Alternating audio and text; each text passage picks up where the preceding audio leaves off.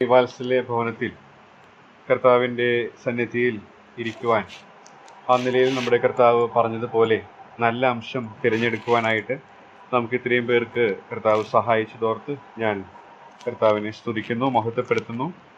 നമ്മുടെ ഈ പ്രദേശത്ത് ഇത്രയും സ്വാതന്ത്ര്യം കർത്താവ് നൽകി, നമുക്ക് ആയുസ്സും ആരോഗ്യവും നൽകി, വരുവാനുള്ള എല്ലാ സാഹചര്യങ്ങളും സാവകാശവും കർത്താവ് ഒരുക്കി. ആ വലിയ കൃപയോർത്ത് നമുക്ക് ദൈവത്തെ സ്തുതിക്കാം. പത്രോസ് എഴുതിയ രണ്ടാമത്തെ ലേഖനം 1-ാമത്തെ അധ്യായത്തിൻ്റെ 1-2 വാക്യങ്ങൾ നമുക്ക് വായിക്കാം. പത്രോസ് എഴുതിയ രണ്ടാമത്തെ ലേഖനം 1-ാമത്തെ അധ്യായത്തിൻ്റെ 1-2 വാക്യങ്ങൾ. ദൈവത്തിന്റെയും രക്ഷിതാവായ യേശുക്രിസ്തുവിന്റെയും നീതിയാൽ ഞങ്ങൾക്ക് ലഭിച്ചതുപോലെ അതേ വിലയേറിയ വിശ്വാസം ലഭിച്ചവർക്ക് എഴുതുന്നത്.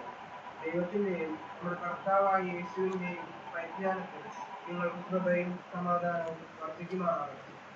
3 അധ്യായങ്ങളുള്ള ഈ ലേഖനം നാം വായിക്കുമ്പോൾ ഒരു പ്രത്യേക പദം ആവർത്തിച്ച് വരുന്നതായിട്ട് നമുക്ക് കാണാനായിട്ട് സാധിക്കും. അത് ഏകദേശം 10-ലധികം തവണ 15-ലധികം തവണ നമുക്കത് കണ്ടെത്താനായിട്ട് സാധിക്കും. ആ പ്രത്യേകമായ പദമാണ് ഈ ലേഖനത്തിനെ തുറക്കാനുള്ള താക്കോലായിട്ടും ഇത് മനസ്സിലാക്കാനായിട്ടും എനിക്കിടയായിട്ട് തീർന്നത്. ഞാൻ ഈ ലേഖനം പഠിക്കാനായിട്ട് ശ്രമിച്ചപ്പോൾ അതിനെ ഒരു തലക്കെട്ട്, അതിൻ്റെ സന്ദേശമായിട്ട് എനിക്ക് മനസ്സിലായത് അതിൻ്റെ 3-ാം അധ്യായത്തിൻ്റെ 18-ാമത്തെ വാക്യത്തിൻ്റെ അടിസ്ഥാനത്തിൽ സത്യത്തിൻ്റെ പരിജ്ഞാനത്തിൽ വളരുക എന്നുള്ള ഒരു സന്ദേശമാണ്. സത്യത്തിൻ്റെ പരിജ്ഞാനത്തിൽ വളരുന്നവർ ചില കാര്യങ്ങൾ അറിയണം എന്നുള്ളതാണ് ഈ 3 അധ്യായങ്ങളിലൂടെ കടന്നു പോകുമ്പോൾ നമുക്ക് മനസ്സിലാക്കാനായിട്ട് സാധിക്കുന്നത്. ഇതിൽ ആവർത്തിച്ചു വരുന്ന ഒരു പദമാണ് പരിജ്ഞാനം, അറിയണം എന്നുള്ളത്. അപ്പോൾ സത്യത്തിൻ്റെ പരിജ്ഞാനത്തിൽ നമ്മളെല്ലാവരും വളരണം എന്നുള്ളത് ദൈവം നമ്മെക്കുറിച്ച് ആഗ്രഹിക്കുന്ന ഒരു കാര്യമാണ്. അങ്ങനെ വളരണമെങ്കിൽ ചില സത്യങ്ങൾ അടിസ്ഥാനപരമായിട്ട് നമ്മൾ അറിയണം. അതിലെ അറിയേണ്ട 1-ാമത്തെ കാര്യമാണ് ഈ 1-2 വാക്യങ്ങളിൽ നിന്ന് നിങ്ങളുടെ പരമാർത്ഥ മനസ്സ് ഓർപ്പിച്ച് ഉണർത്തുവാനായിട്ട് ഞാൻ ആഗ്രഹിക്കുന്നത്. ഈ പറയുന്ന കാര്യങ്ങൾ അല്ലെങ്കിൽ പറയാൻ പോകുന്ന കാര്യങ്ങളെല്ലാം നമ്മൾ അറിവുള്ളതാണെങ്കിലും ഈ ഭാഗത്തിൽ അത് പരാമർശിക്കപ്പെട്ടിരിക്കുന്നത് കൊണ്ട് ഒന്നുകൂടെ ഞാൻ ഓർപ്പിക്കുന്നു എന്ന് മാത്രമേ ഉള്ളൂ. ഒന്നാമതായിട്ട്, സത്യത്തിൻ്റെ പരിജ്ഞാനത്തിൽ ഞാനും നിങ്ങളും വളരണമെങ്കിൽ നാം അറിയേണ്ട 1-ാമത്തെ കാര്യം, ഈ 1-ാമത്തെ വാക്യത്തിൽ പ്രധാന പദമായിട്ട് നമ്മൾ വായിക്കുമ്പോൾ മനസ്സിലാക്കാനായിട്ട് കാണുവാനായിട്ട് സാധിക്കുന്നത് വിലയേറിയ വിശ്വാസം ലഭിച്ചവർക്ക് എഴുതുന്നത് എന്നുള്ള പ്രയോഗത്തിൽ നിന്നാണ്. അപ്പോൾ അതിങ്ങനെ പറയാനായിട്ട് ശ്രമിക്കുന്നു. വിശ്വാസത്തെ അറിയണം, അല്ലെങ്കിൽ നമ്മുടെ രക്ഷയെ അറിയണം. സത്യത്തിൻ്റെ പരിജ്ഞാനത്തിൽ ഞാനും നിങ്ങളും വളരണമെങ്കിൽ നമുക്ക് ലഭിച്ച ഈ വിലയേറിയ വിശ്വാസത്തെ അറിയേണ്ട ആവശ്യമുണ്ട്. മാത്രമല്ല അത് 1 മുതൽ 11 വരെ നമുക്ക് ആ രീതിയിൽ അതിനെക്കുറിച്ച് ചിന്തിക്കാനായിട്ട് സാധിക്കും. 12 മുതൽ നാം ഈ അധ്യായത്തിൻ്റെ അവസാനം വരെ ചിന്തിക്കുമ്പോൾ തിരുവെഴുത്തുകളെ, വിശ്വാസത്തെ അറിയണം. രണ്ടാമത് വചനത്തെ അറിയണം. സത്യത്തിൻ്റെ പരിജ്ഞാനത്തിൽ വളരുവാൻ അത് അനുപേക്ഷണീയമാണ്.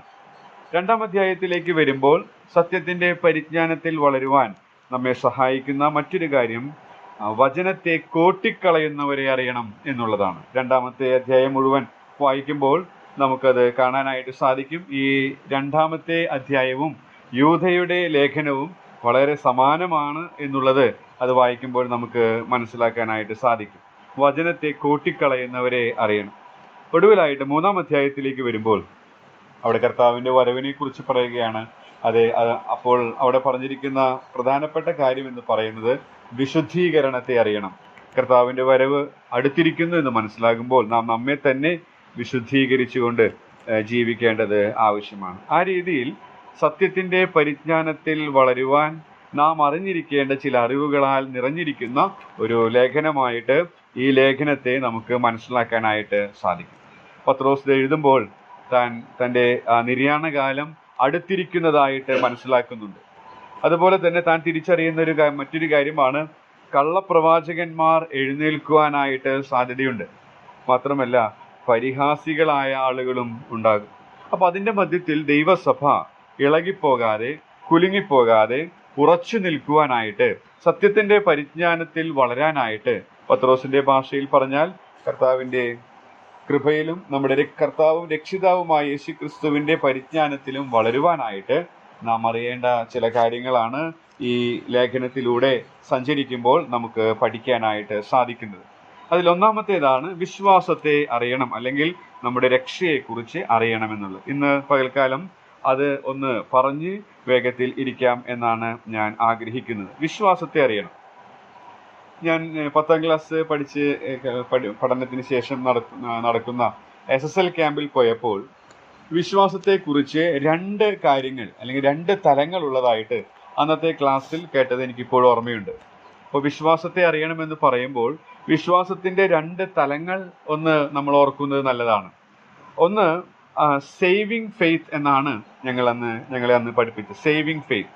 2 സസ്റ്റെയിനിങ് ഫെയ്ത്ത്. സേവിങ് ഫെയ്ത്ത് എന്ന് രക്ഷിക്കുന്ന വിശ്വാസം, 2 നിലനിർത്തുന്ന വിശ്വാസം. രക്ഷിക്കുന്ന വിശ്വാസം നമുക്കറിയാം, എഫേസ്യർ 2:8 കൃപയാലല്ലോ നിങ്ങൾ വിശ്വാസം മൂലം രക്ഷിക്കപ്പെട്ടിരിക്കുന്നത്. ആ രക്ഷിക്കപ്പെട്ടിരിക്കുന്ന ആ വിശ്വാസം അത് രക്ഷിക്കുന്ന വിശ്വാസമാണ്, സേവിങ് ഫെയ്ത്താണ്. ആ വിശ്വാസത്തെക്കുറിച്ചാണ് ഈ ഭാഗത്ത് പരാമർശിച്ചിരിക്കുന്നത്. ആ വിശ്വാസത്തിൻ്റെ ചില പ്രത്യേകതകളൊക്കെ ഇവിടെ നമുക്ക് കാണാൻ സാധിക്കും. അത് വിലയേറിയതാണ്, അത് ലഭിക്കുന്ന ദാനമാണ്, മാത്രമല്ല അത് എല്ലാവർക്കും ഒരുപോലെയുള്ളതാണ് എന്നുള്ളത് 1ാമത്തെ വാക്യത്തിൽ നിന്ന് നമുക്ക് കാണാനായിട്ട് സാധിക്കുന്നു. അതേപോലെ തന്നെ തിരുവെഴുത്ത് പഠിപ്പിക്കുന്ന മറ്റൊരു വശം വിശ്വാസത്തിൻ്റെ, അത് സസ്റ്റെയിനിങ് ഫെയ്ത്ത് ആണ്.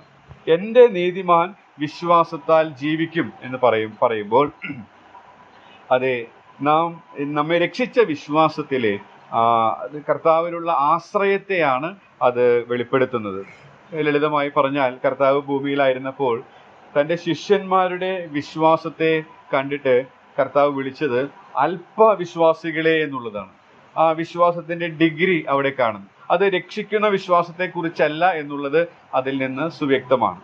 മാത്രമല്ല, റോമക്കാരനായ അന്യജാതിക്കാരനായ ആ ശതാധിപന്റെ വിശ്വാസത്തെ കണ്ടിട്ട് കർത്താവ് വലിയ വിശ്വാസം എന്ന് വിളിച്ചു. അപ്പോൾ അല്പവിശ്വാസം എന്നും വലിയ വിശ്വാസം എന്നും കർത്താവ് വിശ്വാസത്തെ വിളിക്കുമ്പോൾ അതാണ് സസ്റ്റെയിനിങ് ഫെയ്ത്ത് എന്ന് വെച്ചാൽ ആ കർത്താവിലുള്ള ആശ്രയത്തിൽ വളരുമ്പോൾ സംഭവിക്കുന്ന വിശ്വാസത്തിന്റെ തലം എന്ന് നമുക്ക് മനസ്സിലാക്കാനായിട്ട് സാധിക്കും. മാത്രമല്ല, മർക്കോസിന്റെ സുവിശേഷം 2-ാം അധ്യായത്തിൽ ആ പക്ഷപാതക്കാരനെ എടുക്കുമ്പോൾ അവരുടെ വിശ്വാസം കണ്ടിട്ട് എന്ന് നമ്മൾ വായിക്കുന്നു. അതെല്ലാം സസ്റ്റെയിനിങ് ഫെയ്ത്ത് ആയിട്ട് നമുക്ക് ഉദാഹരണമായിട്ട് എടുക്കാനായിട്ട് സാധിക്കും. അപ്പോൾ വിശ്വാസത്തെ അറിയണം എന്ന് പറയുമ്പോൾ വിശ്വാസത്തിന്റെ ഈ 2 തലങ്ങളെ കുറിച്ച് തിരുവെഴുത്ത് പഠിപ്പിക്കുന്നതും നാം മനസ്സിലാക്കേണ്ടതാണ്. വേറെ രീതിയിൽ പറഞ്ഞാൽ, നാം വിശ്വസിക്കുന്ന വശവും നമ്മുടെ ജീവിക്കുന്ന വശവും നാം ജീവിക്കുന്ന വശവും ഇതിനുണ്ട് എന്നുള്ളത് നമുക്ക് മനസ്സിലാക്കാനായിട്ട് സാധിക്കും. ജോൺ വെസ്ലി വിശ്വാസത്തെക്കുറിച്ചുള്ള തൻ്റെ ഒരു നിർവചനം ഇപ്രകാരമാണ്: ദൈവത്തിൻ്റെ വാക്കുകളെ സംശയിക്കാതെ അംഗീകരിക്കുന്നതാണ് വിശ്വാസം എന്ന് താൻ രേഖപ്പെടുത്തിയിട്ടുണ്ട്. മാത്രമല്ല, നാം എബ്രായ ലേഖനം പഠിച്ചപ്പോൾ സുവിശേഷകൻ ജോൺസൺ തോമസ് വിശ്വാസത്തെക്കുറിച്ചിട്ടുള്ള ഒരു നിർവചനം നൽകിയത് ഇപ്രകാരമാണ്: ദൈവം തൻ്റെ പരമാധികാരത്തിലും സർവശക്തിയിലും തൻ്റെ ഇഷ്ടമെന്നിൽ നിറവേറ്റും. ദൈവം തൻ്റെ പരമാധികാരത്തിലും സർവശക്തിയിലും തൻ്റെ ഇഷ്ടമെന്നിൽ നിറവേറ്റും. അതാണ് വിശ്വാസം എന്ന് പറയുന്നത്. എന്നാൽ ഇവിടെ പറയുന്നത് വിശ്വാസം എന്ന് പറയുന്നത് വിശ്വാസ സംഹിതയെക്കുറിച്ചാണ്, അല്ലെങ്കിൽ രക്ഷിക്കുന്ന വിശ്വാസത്തെക്കുറിച്ചാണ് എന്നുള്ളത് നമുക്ക് മനസ്സിലാക്കാനായിട്ട് സാധിക്കും. വിശ്വാസത്തെ അറിയുക എന്ന് പറയുമ്പോൾ ഈ 2 വാക്യങ്ങൾ നാം നിരീക്ഷിക്കുമ്പോൾ കാണുന്ന ചില ആശയങ്ങളാണ് തുടർന്ന് ഞാൻ പറയാനായിട്ട് ആഗ്രഹിക്കുന്നത്. വിശ്വാസത്തെ അറിയണം എന്ന് പറയുമ്പോൾ ഒന്നാമതായിട്ട് 1ാമത്തെ വാക്യം തന്നെ നാം നിരീക്ഷിക്കുക. നാം അവിടെ ആദ്യത്തെ പദങ്ങളിൽ വാക്കുകൾ ഇങ്ങനെയാണ്: യേശു ക്രിസ്തുവിൻ്റെ ദാസനും എന്നുള്ള യേശു ക്രിസ്തുവിൻ്റെ. അപ്പോൾ വിശ്വാസത്തെ അറിയണമെന്ന് പറയുമ്പോൾ ആ യേശു ക്രിസ്തുവിൻ്റെ എന്നുള്ള പദം നമ്മെ ഓർപ്പിക്കുന്നത് വിശ്വാസത്തിൻ്റെ നായകനെ അറിയണം എന്നുള്ളതാണ്, അല്ലെങ്കിൽ വിശ്വാസത്തിൻ്റെ കേന്ദ്ര ബിന്ദുവിനെ അറിയണം എന്നുള്ളത് നമുക്ക് ആ പ്രയോഗത്തിൽ നിന്ന് ചിന്തിക്കാവുന്നതാണ്. വിശ്വാസത്തിൻ്റെ നായകനെ അറിയണം. അപ്പോൾ വിശ്വാസത്തിൻ്റെ നായകനെ അറിയുക എന്ന് പറയുമ്പോൾ അതിൽ നിന്ന് ഞാനത് ചിന്തിച്ചപ്പോൾ എൻ്റെ മനസ്സിലേക്ക് വന്നത്, ആ വിശ്വാസത്തിൻ്റെ നായകൻ, ആ ക്യാപ്റ്റൻ, അവൻ നമ്മുടെ യജമാനനാണ്. അവൻ നമ്മുടെ കർത്താവാണ്. അപ്പോൾ വാസ്തവത്തിൽ നമ്മുടെ അനുദിന ജീവിതത്തിൽ ഈ നമ്മുടെ കർത്താവിനെ കർത്താവായി അറിയുന്ന അനുഭവം നമുക്കുണ്ടാകണം എന്നുള്ളതാണ്. നമ്മുടെ ജീവിതത്തിൻ്റെ എല്ലാ മേഖലകളിലും നമ്മൾ കർത്താവിൻ്റെ കർത്തൃത്വത്തെ ഉൾക്കൊണ്ടുകൊണ്ട് അനുസരിച്ചുകൊണ്ട് ജീവിക്കേണ്ടത് ആവശ്യമാണ്. യേശു ക്രിസ്തുവിൻ്റെ ദാസൻ എന്നുള്ള ആ പ്രയോഗത്തിൽ നിന്ന് നമുക്ക് അത് പഠിക്കാനായിട്ട് സാധിക്കും. അപ്പോൾ ഈ യജമാനനെ കുറിച്ച് അല്ലെങ്കിൽ യേശു ക്രിസ്തു അല്ലെങ്കിൽ നമ്മുടെ ആ വിശ്വാസത്തിൻ്റെ നായകനെ അറിയുക എന്ന് പറയുമ്പോൾ എൻ്റെ ചിന്ത പോയത് രൂത്തിന്റെ പുസ്തകത്തിലേക്കാണ്. ഈ യജമാനന്റെ ചില പ്രത്യേകതകൾ രൂത്തിന്റെ പുസ്തകത്തിൽ നമുക്ക് കണ്ടെത്താനായിട്ട് സാധിക്കും. നമുക്കറിയാം, രൂത്തിന്റെ പുസ്തകത്തിൽ അതൊരു ചരിത്ര ഗ്രന്ഥമാണ്. അവിടെ ബോവസിനെ കുറിച്ച് നാം വായിക്കുന്നുണ്ട്. പലപ്പോഴും കർത്താവിൻ്റെ ഒരു ചിത്രമായിട്ട് നമ്മൾ കണക്കാക്കാറുണ്ട്. ആ നിലയിൽ നമ്മൾ പരിഗണിക്കുമ്പോൾ രൂത്തിന്റെ പുസ്തകം 2-ാം അധ്യായത്തിലേക്ക് നാം പോകുമ്പോൾ ഈ യജമാനന്റെ ചില സവിശേഷതകൾ ഒന്ന് നിങ്ങളുടെ സ്മൃതി പദത്തിലേക്ക് കൊണ്ടുവന്ന് മുന്നോട്ട് പോകാനായിട്ട് ഞാൻ ആഗ്രഹിക്കുകയാണ്. 2-ാമത്തെ അധ്യായത്തിൽ നാം അതിൻ്റെ 3-ാമത്തെ വാക്യത്തിൽ ഇപ്രകാരം വായിക്കുന്നുണ്ട്. 2-ന്റെ 3-ാമത്തെ വാക്യം നമുക്ക് വായിക്കാം.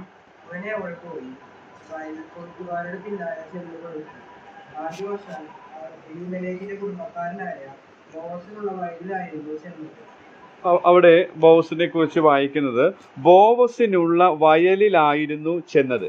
അപ്പോൾ ഈ യജമാനന്റെ ഒരു പ്രത്യേകത, അവൻ വയലുള്ളവനാണ് എന്നുള്ളത് നമുക്ക് ചിന്തിക്കാവുന്നതാണ്. അത് തിരുവഴുത്തിൽ നമുക്കത് മനസ്സിലാക്കാനായിട്ട് സാധിക്കും. വയലുള്ളവനാണ് ഈ വിശ്വാസത്തിന്റെ നായകൻ അല്ലെങ്കിൽ നമ്മുടെ യജമാനൻ എന്നുള്ള സത്യം നമുക്ക് ഓർക്കാനായിട്ട് സാധിക്കും. വയലുള്ളവനാണ്.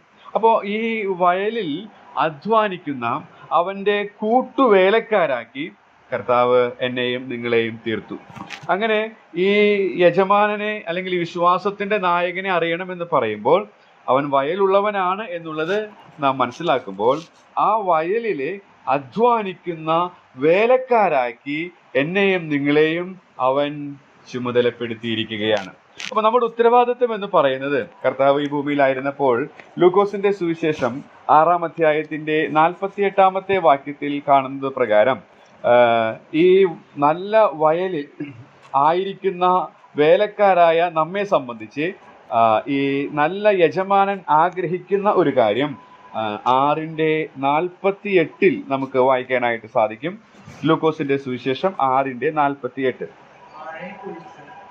അടിസ്ഥാനമിട്ട് വീട് പണിയുന്ന മനുഷ്യനോട് അവൻ കുഞ്ഞ് വെള്ളപ്പൊക്കമുണ്ടായിട്ട് വീട്ടിനോട് അടിച്ചു, എന്നാൽ അത് നല്ലവണ്ണം പണിതിരിക്കൊണ്ട് ഇളകിപ്പോയില്ല. അവിടെ ആ വേലക്കാർ അല്ലെങ്കിൽ പണിയുന്നതിനോടുള്ള ബന്ധത്തിലുള്ള ഒരു വിശേഷണമാണ് ഈ വേദഭാഗം ധ്യാനിച്ചപ്പോൾ എൻ്റെ മനസ്സിലേക്ക് വന്നത്. നല്ലവണ്ണം പണിതിരിക്കൊണ്ട് അത് ഇളകിപ്പോയില്ല. അപ്പോൾ ഈ വയലുള്ള ഈ വിശ്വാസത്തിന്റെ നായകനായ ഈ നല്ല യജമാനന്റെ വേലക്കാരായ കൂട്ടുവേലക്കാരായ നാം എങ്ങനെയും പണിയുന്നത് അവനിഷ്ടമല്ല. അവൻ ആഗ്രഹിക്കുന്നത് നല്ലവണ്ണം പണിയുന്ന പണിക്കാരായിട്ട് ഞാനും നിങ്ങളും തീരണമെന്നുള്ളതാണ്. നമ്മുടെ പണി എപ്രകാരം ഉള്ളതാണ് എന്നുള്ളത് നാം ഇത്തരണത്തിൽ വിലയിരുത്തുന്നത് ഉചിതമാണ് എന്ന് ഞാൻ ആഗ്രഹിക്കുകയാണ്. മറ്റൊരു കാര്യം, ഈ യജമാനന്റെ അല്ലെങ്കിൽ ഈ വിശ്വാസത്തിന്റെ നായകനായ നമ്മുടെ കർത്താവിന്റെ കുറിച്ച് നമുക്ക് പഠിക്കാനായിട്ട് സാധിക്കുന്നത് രൂത്തിന്റെ പുസ്തകം തന്നെ 2-ന്റെ 5 നമുക്ക് ഒരു കാര്യം കാണാനായിട്ട് സാധിക്കും. രൂത്തിന്റെ പുസ്തകം 2-ന്റെ 5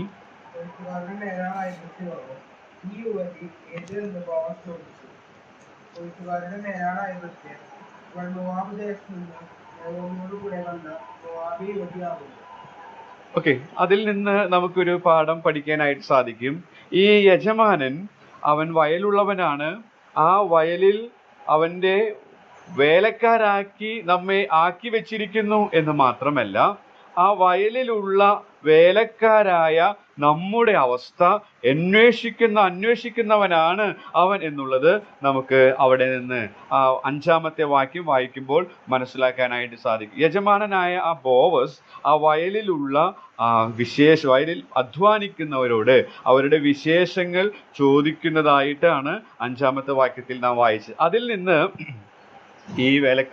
ഈ യജമാനൻ നമ്മെ കേവലം വേലയ്ക്കാക്കി ഏൽപ്പിച്ച് കടന്നു പോകുന്നവനല്ല, മറിച്ച് ഈ വേലയിലെ ഓരോ ഘട്ടങ്ങൾ, ആ ഘട്ടങ്ങൾ അല്പം കഠിനമുള്ളതാകാം, വളരെ എളുപ്പമുള്ളതാകാം, ഏത് ഘട്ടമായാലും ആ ഘട്ടങ്ങളൊക്കെ അന്വേഷിച്ചറിയുന്നവനാണ് ഈ യജമാനൻ എന്നുള്ളത് നമുക്ക് അവിടെ നിന്ന് മനസ്സിലാക്കാനായിട്ട് സാധിക്കുന്ന ഒരു കാര്യമാണ്. മറ്റൊരു കാര്യം, ഈ 2-ാം അധ്യായത്തിന്റെ 9-ാമത്തെ വാക്യത്തിൽ നാം വായിക്കുന്ന പ്രകാരം അതിൽ നിന്ന് മനസ്സിലാക്കാൻ സാധിക്കുന്നത്, രൂത്തിന്റെ പുസ്തകം 2:9, അവർ കൊല്ലുന്ന ഇടത്തിന്മേൽ വെച്ച് അവരുടെ പിന്നാലെ ഓടിക്കൊള്ളുക. ബാല്യക്കാർ നിന്നെ തുടരുതെന്ന് ഞാൻ അവരോട് കൽപ്പിച്ചിട്ടുണ്ട്. നിനക്ക് ദാഹിക്കുമ്പോൾ പാത്രങ്ങൾക്കരികെ ചെന്ന് ബാല്യക്കാർ കോരി വെച്ചതിൽ നിന്ന് കുടിച്ചു കൊള്ളുക എന്ന് പറഞ്ഞു. ഓക്കെ, നിന്നെ തുടരുത്, നിനക്ക് ദാഹിക്കുമ്പോൾ കോരി വെച്ചതിൽ നിന്ന് കുടിച്ചുകൊള്ളുക. ഇതിൽ നിന്ന് സംരക്ഷിക്കുന്ന ഒരു യജമാനനാണ്. ഈ വയലുണ്ട്, ആ വയലിൽ വേലയ്ക്കായി നമ്മെ ആക്കിയിരിക്കുകയാണ്. നമ്മുടെ കാര്യങ്ങളൊക്കെ അവൻ അന്വേഷിക്കുന്നവനാണ്. മാത്രമല്ല അവൻ നമ്മെ സംരക്ഷിക്കുന്നവനാണ്. നമ്മുടെ ദാഹവും നമ്മുടെ തളർച്ചയും അതുപോലെ ശത്രുവിൻ്റെ ആക്രമണങ്ങളൊക്കെ നന്നായി അറിയുന്നവൻ, അവൻ നമ്മെ സംരക്ഷിക്കുന്നവനാണ് എന്നുള്ളത് അവിടെ നിന്ന് നമുക്ക് ഓർക്കാനായിട്ട് സാധിക്കും. 2:10 നാം വായിക്കുമ്പോൾ മറ്റൊരു കാര്യം, ഈ യജമാനന്റെ പ്രത്യേകത നമുക്ക് കാണാനായിട്ട് സാധിക്കും. 2:10, എന്നാലേ അവൾ സാഷ്ടാംഗം വീഴാവുള്ളൂ. ഞാൻ അന്യദേശക്കാരിയായിരിക്കെ നീ എന്നെ വിചാരിക്കാൻ തക്കവണ്ണം നിനക്കെന്നോട് ദയ തോന്നിയത് എങ്ങനെയെന്ന് പറഞ്ഞു. നിനക്ക് എന്നോട് ദയ തോന്നിയത്.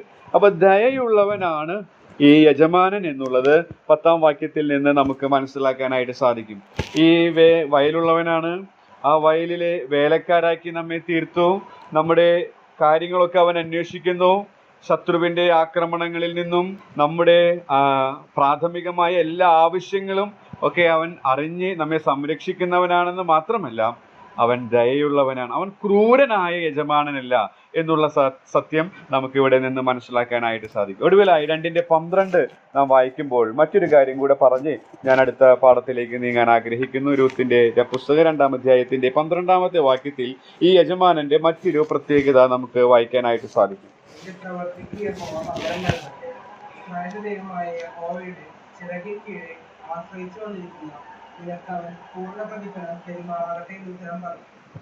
പ്രതിഫലം നൽകുന്നവനാണ് ഈ യജമാനൻ എന്നുള്ളത് അവിടെ നിന്ന് നമുക്ക് കണ്ടെത്താനായിട്ട് സാധിക്കും. അപ്പോൾ സത്യത്തിന്റെ പരിജ്ഞാനത്തിൽ ഞാനും നിങ്ങളും വളരണമെന്ന് ദൈവം ആഗ്രഹിക്കുന്നു.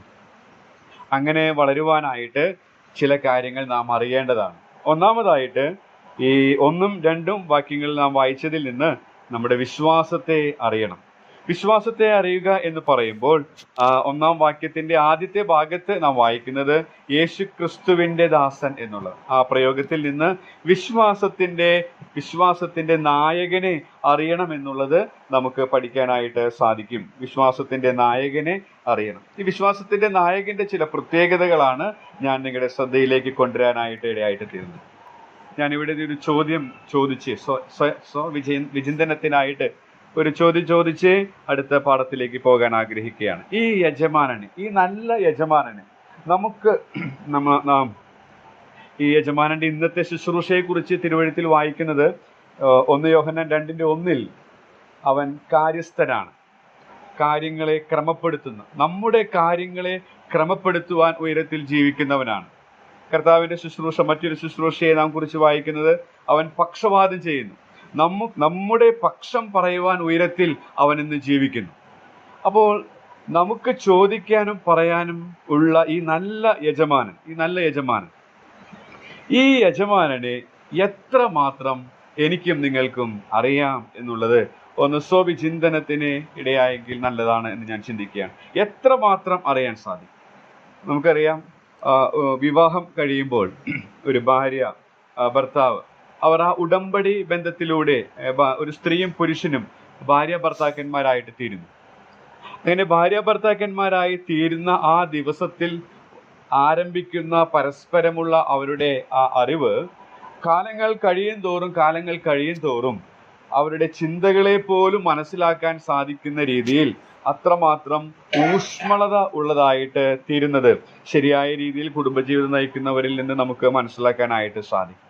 നാമും നമ്മുടെ ഈ യജമാനനുമായി ഉടമ്പടി ബന്ധം രക്ഷിക്കപ്പെട്ടപ്പോൾ, ഈ വിലയേറിയ വിശ്വാസം ലഭിച്ചപ്പോൾ ആരംഭിച്ചതാണ്.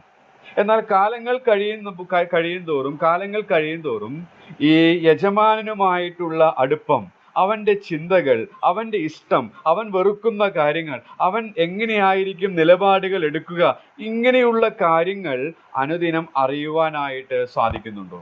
യോഹന്നാന്റെ സുവിശേഷം 17-ാം അധ്യായത്തിന്റെ 3-ാമത്തെ വാക്യത്തിൽ, അത് എടുത്തു വായിക്കണമെന്നില്ല, നമുക്കറിയാം, ഏക സത്യദൈവമായ നിന്നെയും നീ അയച്ചിരിക്കുന്ന യേശു ക്രിസ്തുവിനെയും അറിയുന്നതാണ് നിത്യജീവൻ. അവിടെയുള്ള ആ പദം അറിയുക എന്നുള്ളത് വളരെ പ്രധാനപ്പെട്ട പദമാണ്. കർത്താവിനെ അറിയുക. ഒരു ഭാര്യ ഒരു ഭർത്താവിനെ അറിയുന്നത് പോലെ, ഒരു ഭർത്താവ് ഒരു ഭാര്യയെ അറിയുന്നത് പോലെ വളരെ അടുത്ത ബന്ധം കർത്താവുമായിട്ട് അനുദിനം നമുക്കുണ്ടാകും. അതിൽ വർദ്ധിച്ചു വരേണ്ടത് ആവശ്യമാണ്.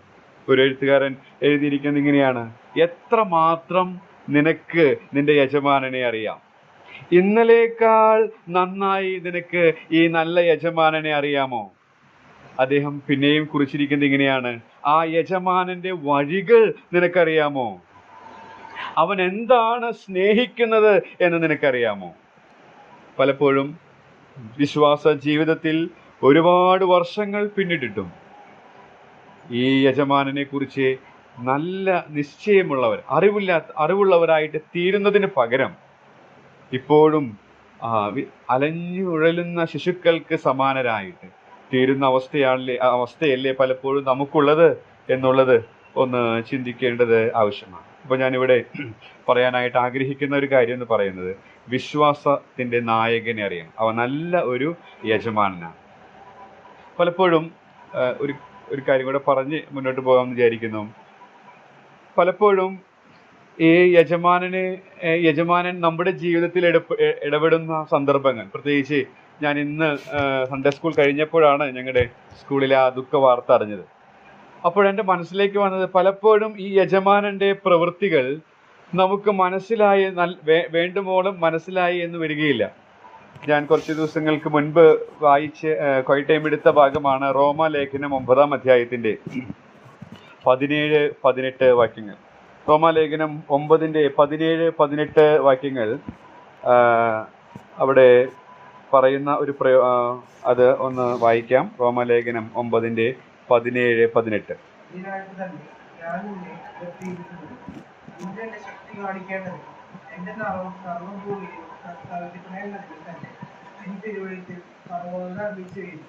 അങ്ങനെ തനിക്ക് മനസ്സുള്ളവരോട് അവന് കരുണ തോന്നുന്നു, തനിക്ക് മനസ്സുള്ളവരെ അവൻ കഠിനനാക്കും. ഓക്കെ, ഇവിടെ ഫറവോനെ ദൈവം എന്തിനാ നിർത്തിയിരിക്കുന്നത് എന്നാണ് രേഖപ്പെടുത്തിയിരിക്കുന്നത്. നിന്നിൽ എൻ്റെ ശക്തി കാണിക്കേണ്ടതിനും എൻ്റെ നാമം സർവഭൂമിയിലും പ്രസ്താവിക്കപ്പെടേണ്ടതിനും തന്നെ. അപ്പോൾ ദൈവം ഫറവോനെ നിർത്തിയത്, അല്ലെങ്കിൽ അവിടെ ഫറവോനാക്കി വെച്ചത് ദൈവത്തിൻ്റെ ശക്തി കാണിക്കേണ്ടതിനും ദൈവത്തിൻ്റെ നാമത്തിൻ്റെ സർവഭൂമിയിലും പ്രസ്താവിക്കേണ്ടതിനാണ്.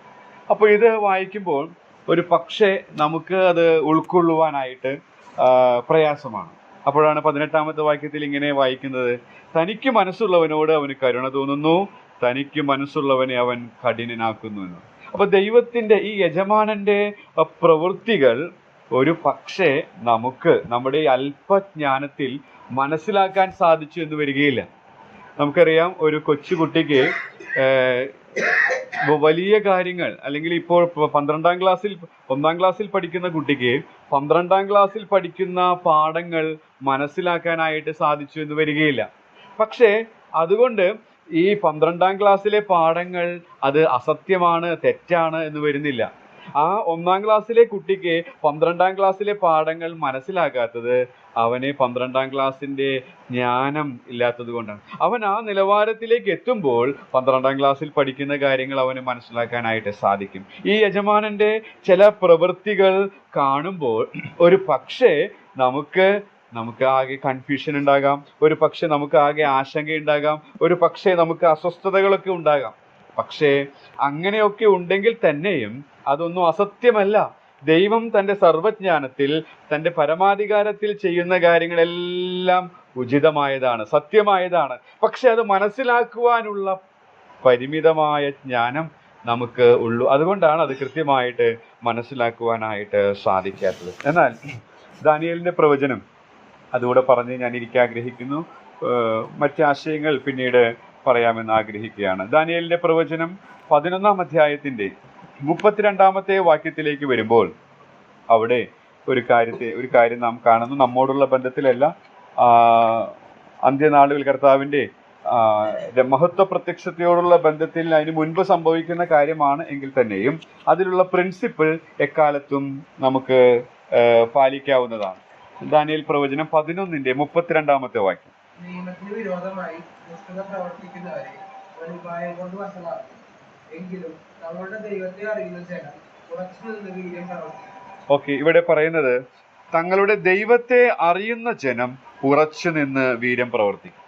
പലപ്പോഴും പല സംഭവങ്ങളും അല്ലെങ്കിൽ പലതരത്തിലുള്ള കാര്യങ്ങൾ നമ്മുടെ ജീവിതത്തിൽ വരുമ്പോൾ നാം ഉറച്ചു നിൽക്കുവാൻ കഴിവില്ലാത്തവരായിട്ട്, നാം സ്റ്റേണായിട്ട് നിൽക്കാൻ സാധിക്കാത്തതിൻ്റെ കാരണം അവിടെ പറയുന്നത് ദൈവത്തെക്കുറിച്ച് അറിവില്ലാത്തതാണ്.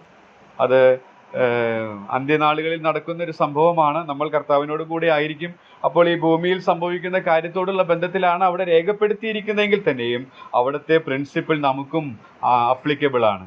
അതെ, തങ്ങളുടെ ദൈവത്തെ അറിയുന്ന ജനം ഉറച്ചു നിന്ന്, ഈ നല്ല യജമാനനെ ഡെയിലി നാം അറിയുന്നവരാണെങ്കിൽ, ഒരു പക്ഷേ നമ്മുടെ ബുദ്ധിക്ക് മനസ്സിലാക്കാൻ സാധിക്കാത്ത കാര്യങ്ങളാണ് നമ്മുടെ ജീവിതത്തിൽ സംഭവിക്കുന്നത് എങ്കിൽ പോലും നമുക്ക് ഉറച്ചു നിൽക്കാൻ സാധിക്കുമെന്നുള്ള പാഠം നമുക്ക് അവിടെ പഠിക്കാനായിട്ട് സാധിക്കും. ഇന്ന് പകൽക്കാലം നിങ്ങളുടെ ശ്രദ്ധയിലേക്ക് കൊണ്ടുവരാനായിട്ട് ഞാൻ ശ്രമിച്ചത് പത്രോസിന്റെ 2-ാമത്തെ ലേഖനം സത്യത്തിന്റെ പരിജ്ഞാനത്തിൽ വളരുവാനായിട്ട് നമ്മെ ഓർപ്പിക്കുകയാണ്.